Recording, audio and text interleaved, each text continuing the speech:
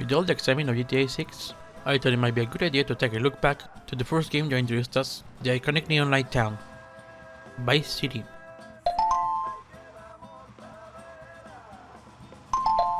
I just played this game for the first time a couple months ago, just to give myself an idea of how Vice City looked like in GTA 6. There was also a prequel that came out for PSP. Both are great in their own way, but I want to focus on the first one that came out in PS2. And this was the result after finishing the game. Nice bike.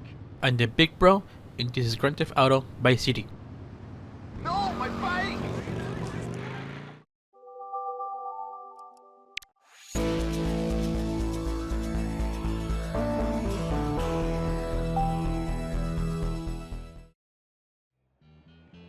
The game takes place in Rivals, Vice City, where we play as the American Italian mobster Tommy Vercetti, who was sent by his mafia boss Sonny to a sudden meeting, when suddenly everything goes wrong. Come on, get out of here, drive! And now it's up to Tommy to recover the stolen money by doing jobs around Vice City. You have my personal assurance and I'm gonna get you your money back. Because we got it. I'm gonna let you handle this. Look, Sonny, you got my word. I'll be in touch. As you can see, I'm not playing the Definitive Edition, I'm playing the original from PS2. You can tell by looking at the graphics. But even so, it's still very impressive for a 2002 game. Friend back into town. Another time, Ricardo. Ricardo, let's go. Let's get out of here. As someone who got used to GTA 5 for a long time, the controls feel a lot different, for the better or for the worse. When driving a vehicle, the X button is to accelerate, and square for the brakes. L2 and R2 are for pointing the camera to the left, right or behind.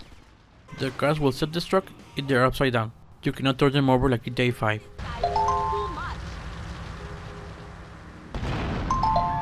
Tommy can run real fast compared to the characters in recent entries.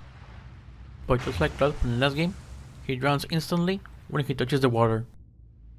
The weapon mechanic is kind of a hit or miss. Literally. Just hold R1 to lock on an enemy and shoot with circle. But the problem is that the enemies actually don't mess around. They have better aim than a typical protagonist from an action movie. So my advice, buy a body armor before every mission.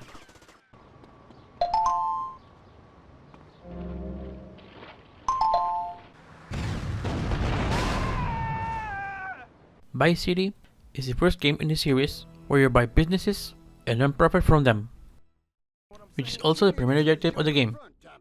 The game tells you you can do it, but it doesn't tell you it's mandatory. I didn't know at the time, and instead I spent time doing side missions. Don't get me wrong, most of the side missions were fun. It was my mistake thinking they were part of the story. Not to mention, it can be a mirror GTA game without an inferno mission, like the racing and bank heist mission. And on top of it, there are no checkpoints.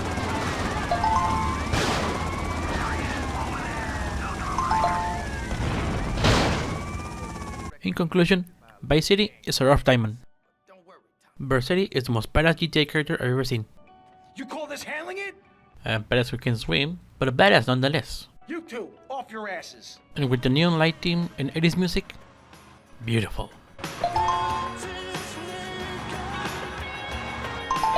But to the dead mechanics and complicated missions, I'd say this game is worth playing at least once in a while. You have to understand that this game comes from a hardware with limited technology and does not have the comfort of later entries.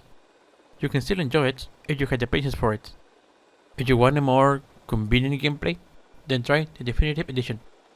We're not here to judge, what matters is having fun. I hope this doesn't happen in GTA 6. Looking forward to play it. Thanks for watching and have a very nice day. Por internet. Bye!